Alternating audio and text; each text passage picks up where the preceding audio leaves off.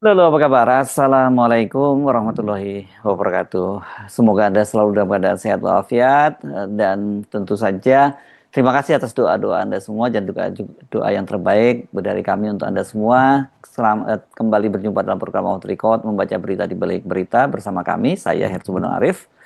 Dan saya Gibeta senang sekali menjumpai teman-teman semua. Yes, oke. Mbak Agi, sekali-kali kabar baik dong. Jangan kabar-kabar buruk semua gitu. Hmm, Ada banyak kan? kabar baik, Mas Banyak Hersu. ya kabar Ya, baiknya, banyak ya. hmm, Hmm. ya, Oke, ya. apa misalnya kabar baiknya apa tuh misalnya?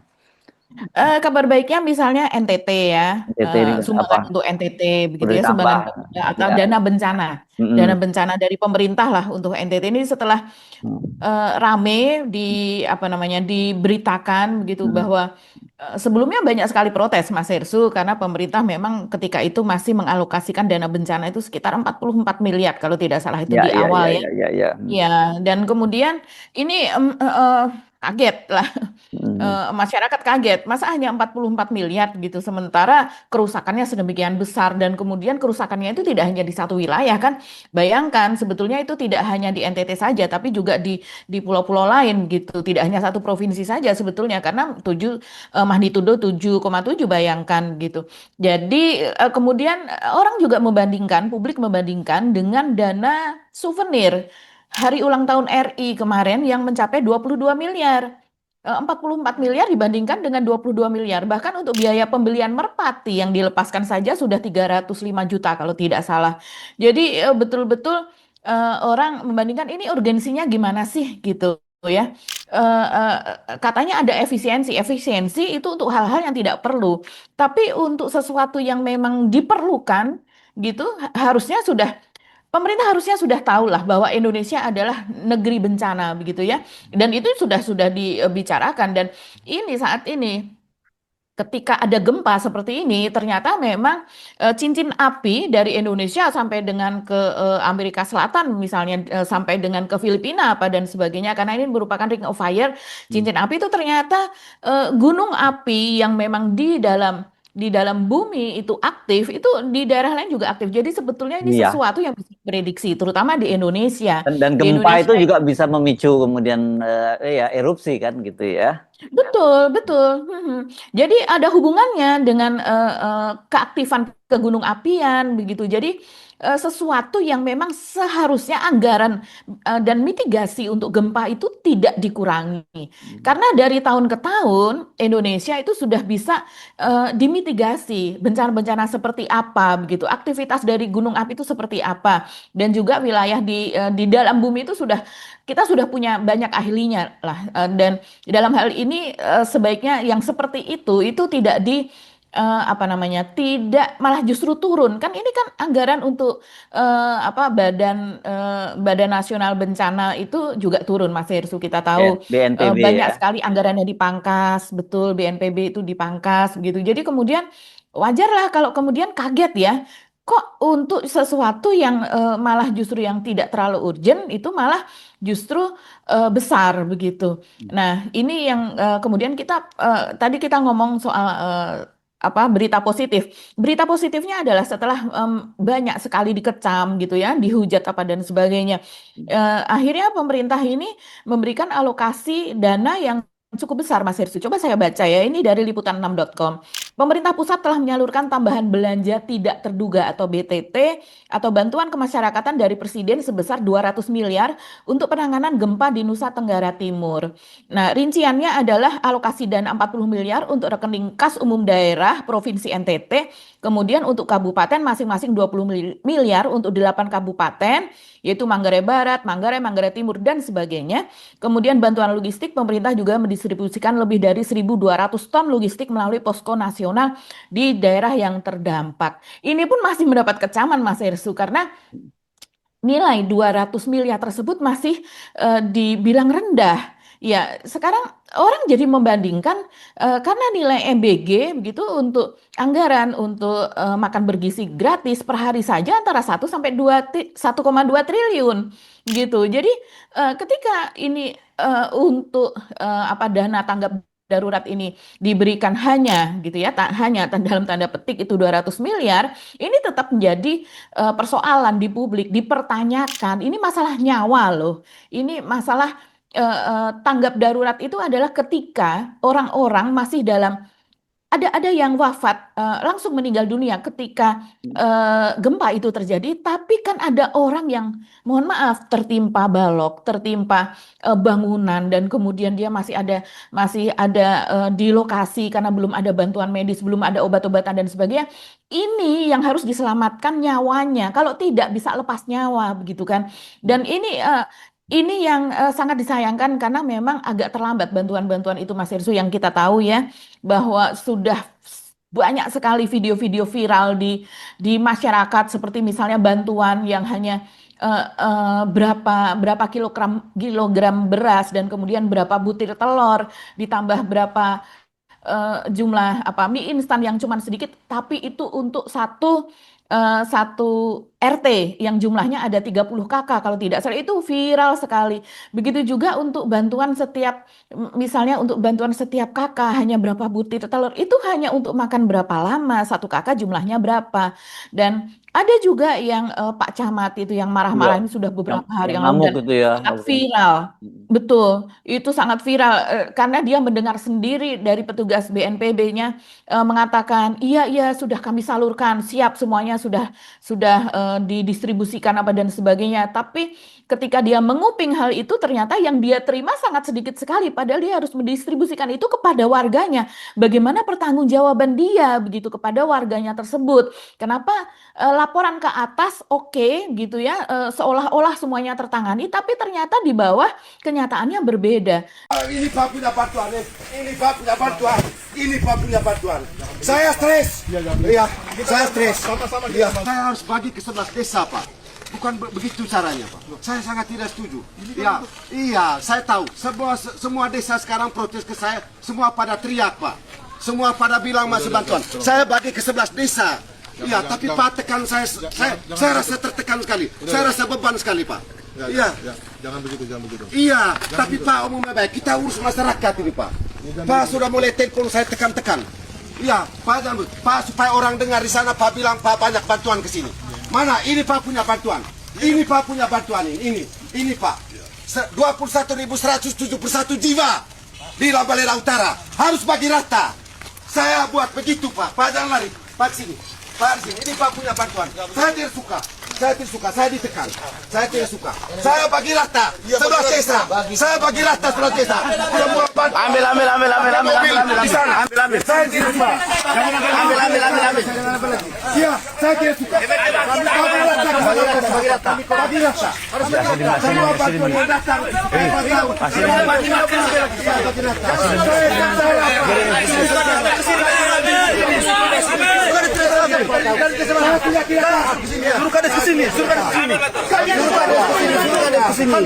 Jangan bawa jabatan di sini. Kita harus masyarakat.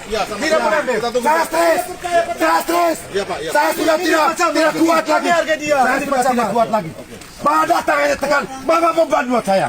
Ya, harus urus masyarakat. Kalau Pak Jenderal, Pak urus untuk 11 desa. Ya, Saya sudah tidak tahan. Kita perlahan-lahan Iya, bantu. ya. Tapi Pak Omong di sana bilang Bapak punya bantuan banyak. Supaya orang dengar di sana. Di telepon saya rekam. Pak terlaluan. Pak jual saya. Ya, ini Pak punya bantuan. Ini Pak punya bantuan. Ini Pak punya bantuan. Saya stres. Iya, saya stres. Sama-sama Iya. kita bantu ya. Sama-sama. Bagi rata. Bagi rata. Iya, Semua bantuan yang datang. Kasihan ke Pak Camat yang atur setengah mati di Saya hargai sini. Pak dari kemarin seperti Tuhan.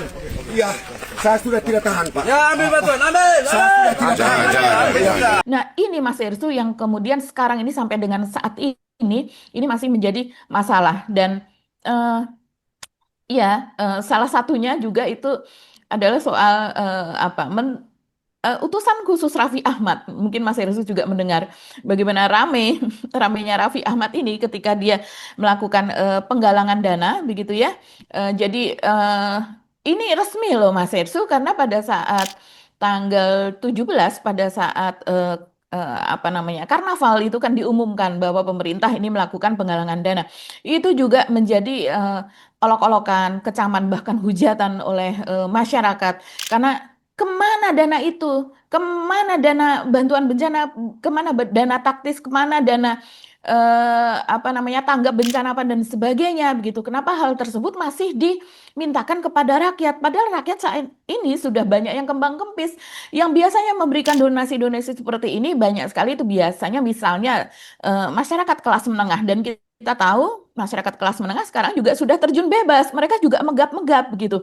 Ini bisa kita lihat dari banyaknya Mas Hersu, rumah-rumah second yang dijual saya melihat itu banyak sekali dan kemudian yang BU butuh uang itu beda sekali ya dengan 1 tahun yang lalu. Sekarang itu banyak sekali rumah yang dijual, orang yang tidak bisa melanjutkan kredit mobil, orang yang tidak bisa melanjutkan kredit rumahnya.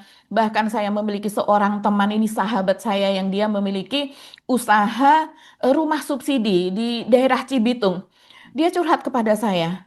Saya memulai bisnis itu dengan salah satunya untuk membantu masyarakat bawah karena di sana itu banyak sekali buruh-buruh pabrik yang kemudian tapi mereka sudah bergaji UMR dan kemudian mereka ini belum punya rumah gitu daripada mereka mengontrak dan sebagainya dia membuat bisnis itu tahun pertama itu oke-oke saja tapi mulai sejak tahun kemarin sejak bulan Oktober tidak ada satupun rumah yang terjual ketika banyak dari pekerja di sana yang kebanyakan memang pekerja pabrik begitu yang kemudian memberikan aplikasinya kepada bank dan ternyata ditolak Mas Hersu.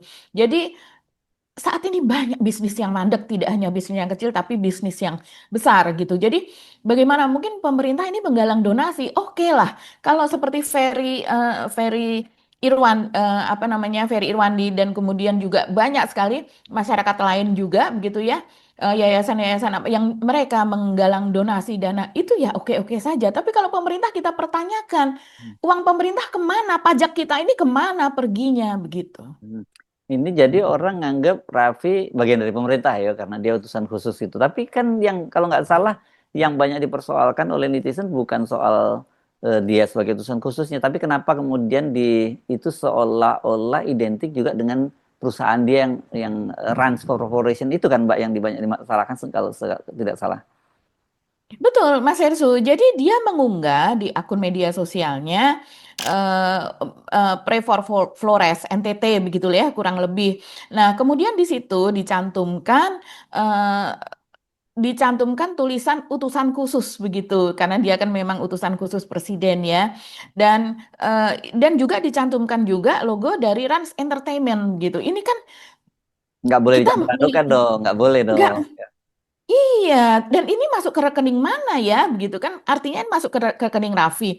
Oke lah, kita positive thinking ya, Raffi tidak akan apa namanya menggunakan itu, kemudian menyalahgunakan. Iya, Tapi enggak dari lah. segi akuntabilitas itu tidak diperbolehkan. Masa seorang utusan khusus itu fasilitasnya setara dengan menteri, dia tidak memiliki apa namanya staf ahli lah atau tenaga ahli yang memperingatkan dia, memberitahu dia soal itu, soal akuntabilitas tersebut, dan bisa seenaknya dia dengan mencantumkan nama perusahaannya dan juga apa namanya tulisan utusan khusus tersebut, gitu ya. Coba saya melihat ini di Suara Pembaruan. Dia menyebut seperti ini, sebuah unggahan yang dibagikan melalui akun Raffi Ahmad menjadi sorotan publik. Poster tersebut mengajak masyarakat berdonasi untuk korban bencana di NTT, namun perhatian tertuju pada tata letak identitas yang digunakan dalam materi penggalangan dana tersebut, yaitu berupa poster. Pada bagian atas poster terlihat logo Rans Entertainment ditempatkan berdampingan dengan identitas utusan khusus Presiden RI di bidang pembinaan generasi muda dan pekerja seni. Tidak hanya itu, metode donasi yang dicantumkan juga mengarahkan masyarakat untuk melakukan pembayaran melalui KRIS maupun transfer ke rekening BNI atas nama PT Rans Entertainment Indonesia. Ini yang kemudian dipertanyakan. Tidak heran kalau kemudian misalnya di komentar-komentar di media sosial Mas itu seperti ini. Sekelas pejabat buka donasi sangat membagongkan sekali. Nyumbang keran biar makin ini lagi soal cuci-cucinya yang disebut gitu. Raffi seolah seperti identik gitu ya dengan cuci atau laundry begitu. Sebentar lagi bakalan kena OTT ini, Mak.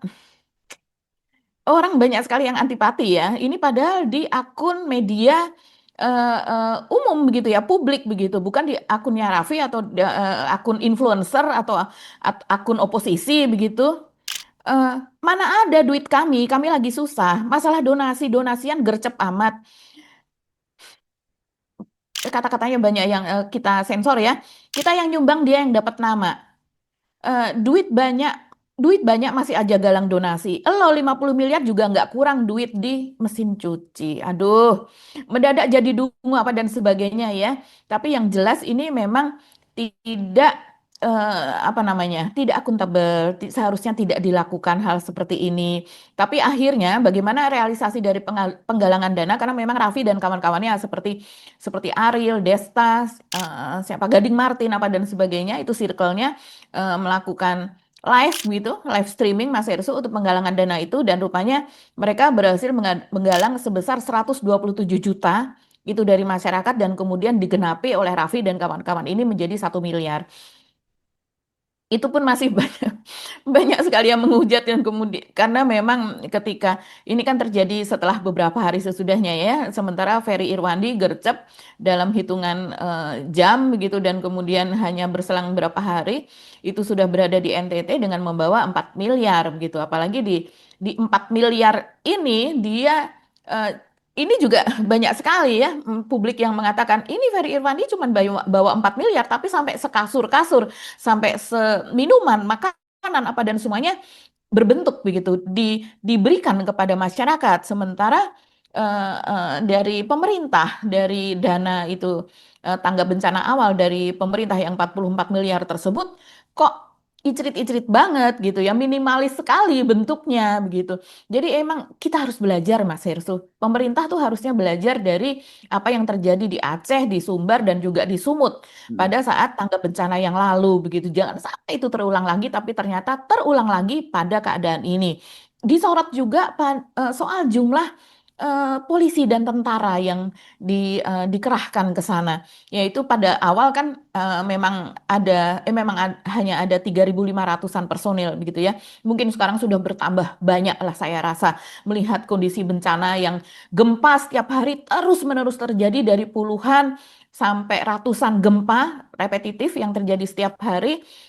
Dan kemudian masyarakat ketika itu menyorot ketika menghadang Fatimah Azhara di Jakarta pada demo BEM UI itu personil yang dikerahkan lebih dari 9.000.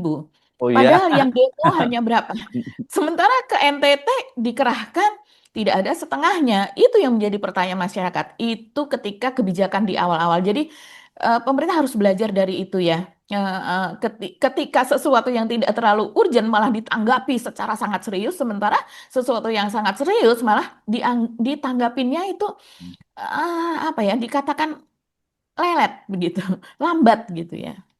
Ini apa boleh buat ya, dan pemerintah juga nggak boleh marah untuk berbuat salah, nggak akan berbuat salah dibilangin begitu. Tapi ya itulah realitasnya, dan kemudian publik memang juga nggak terlalu salah juga ketika mereka membuat perbandingan, dan memang kelihatan nyata sekali ada disparitas kan gitu ya dari sisi jumlah. Betul. Tadi ya Mhm. Anda ngomongin soal soal petugas keamanan yang lebih besar ketika Mhm. mengamankan demo, kemudian juga soal pawai-pawai dengan bantuan, walaupun segera dikoreksi ya soal itu, dan mudah-mudahan juga ini juga segera dikoreksi soalnya pengerahan petugas itu juga cukup memerlukan kalau untuk mobilisasi kan memerlukan anggarannya cukup besar juga Mbak, tapi kan Mhm. ada yang kita sebut kalau militer atau polisi itu kan ada yang organik di tempat ya, NTT gitu ya, atau paling Betul. nggak terlalu jauh itu kan ada dari NTB atau apa, pokoknya daerah-daerah Mhm. terdekat yang bisa dikerahkan untuk membantu itu. Saya kira ini memang hal-hal yang begini, sekali lagi kita mesti bilang nggak usah baper lah kan gitu ya.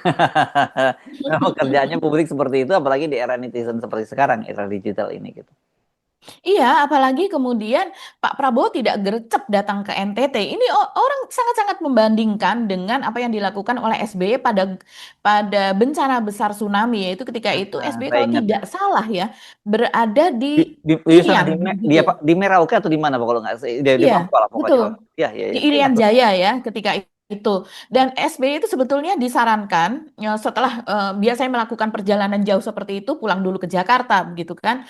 Kan itu Dan era Natal disarankan ya, waktu itu kan betul. Natal ya, saya ada Hmm.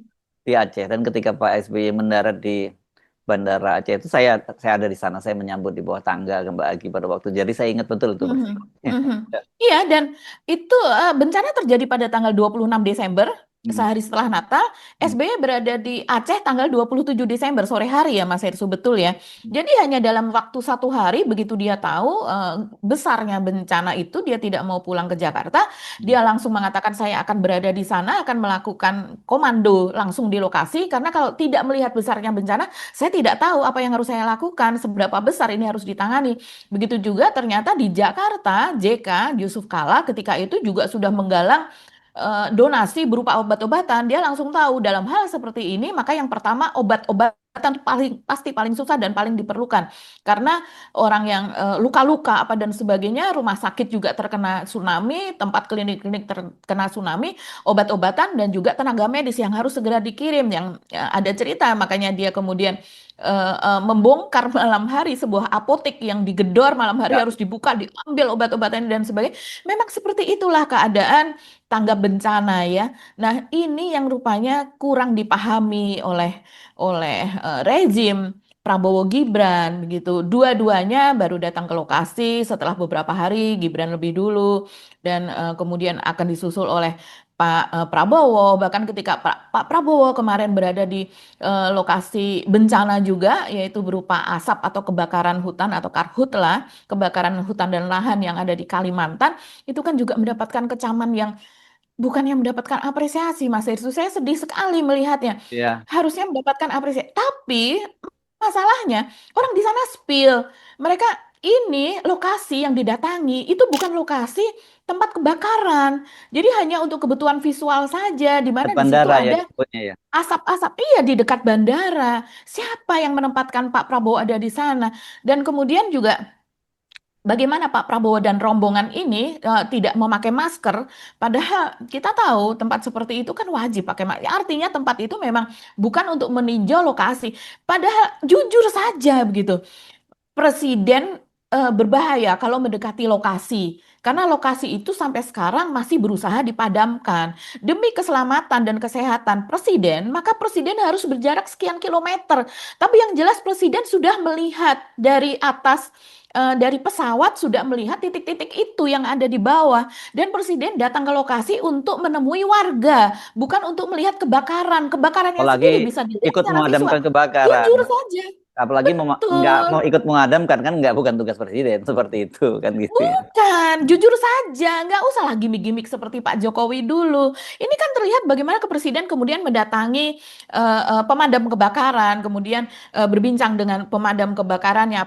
Katakan saja, seolah-olah seperti pemadam kebakaran sedang beraksi di tempat itu, begitu. Katakan saja, ini pemadam kebakaran yang sudah melakukan pemadaman selama sekian pekan misalnya, atau sekian bulan, karena memang toh kebakaran ini juga dari sejak Januari sudah ada, begitu ya. Cuman sekarang makin banyak sekali begitu dalam dari Greenpeace misalnya memotret bahwa dalam sepekan saja titik-titik baru itu jumlahnya bisa ratusan bahkan ribuan, Mas Hersu. Jadi hal-hal seperti itu, ayolah belajar untuk jujur. Orang lebih memahami dan kemudian juga paham kondisi di sana. Bahkan kalau presiden misalnya di dekat presiden ada kebakaran yang kita pun malah cemas. Loh, presiden kita kok kayak gitu keadaannya gitu kan? Dan itu juga tidak apa namanya, walaupun sepertinya gagah di lapangan itu kan nggak perlu yang Nggak seperti perlu. itu gitu. Yang penting dananya berapa, kemudian alokasi dananya besar, kemudian memang ada kesungguhan dalam memadamkan itu, kita tidak diprotes oleh Malaysia, tidak diprotes oleh warga dari luar. Ini kan sekarang akun pemerintah diserbu oleh netizen Malaysia, Mas Hersu. Jadi sedih juga kita melihatnya gitu, apalagi ini akan dibawa ke ASEAN oleh soal soal apa namanya, kesungguhan dalam pemadaman karhutla ini akan ditangani antar negara gitu.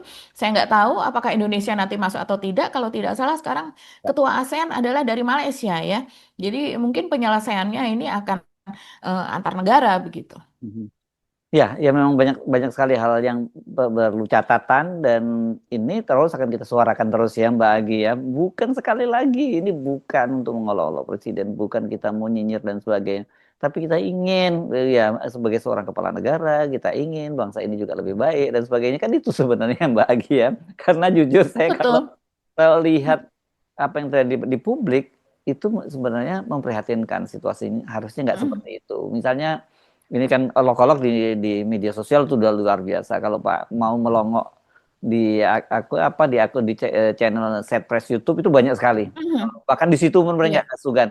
Sebenarnya kalau kita mulai dari sisi positifnya bagus karena berarti adminnya tidak semacam apa men-take down atau menghapus men-take down komentar-komentar yang negatif, artinya presiden terbuka. Tapi itu juga menunjukkan betapa presiden orang sudah sekarang nggak peduli lagi, kalau mau marah aja kan gitu. Kita ingat kemarin ketika 17 Agustus misalnya, ketika presiden lewat dan jalannya ditutup, dan itu sebenarnya kan biasa saja kan sebenarnya Mbak Agia. Tapi bagaimana para warga itu marah gitu dan kemudian membunyikan klakson keras-keras. Nah itu kan nggak boleh terjadi sebenarnya hal semacam Tidak hanya membunyikan klakson, bahkan mereka teriak dan Iya, memaki-maki iya, begitu. iya. Kan nggak boleh terjadi ya seharusnya semacam itu ya. Mhm. Bagi. Oke, Iya. Bagi. Ya, itu catatan-catatan kita, dan juga jangan ditambahin beban lagi dengan para stafnya yang membuat blunder-blunder yang itu akan makin berat itu presiden kalau seperti itu. Ya Mhm. Bagi. Mhm. Oke, sampai ketemu lagi. Kami mohon pamit. Saya Hersbun Arif. Dan saya Gebeta, terima kasih atas perhatian teman-teman semua. Tetap salam akal sehat. Wassalamualaikum Waalaikumsalam. warahmatullahi wabarakatuh.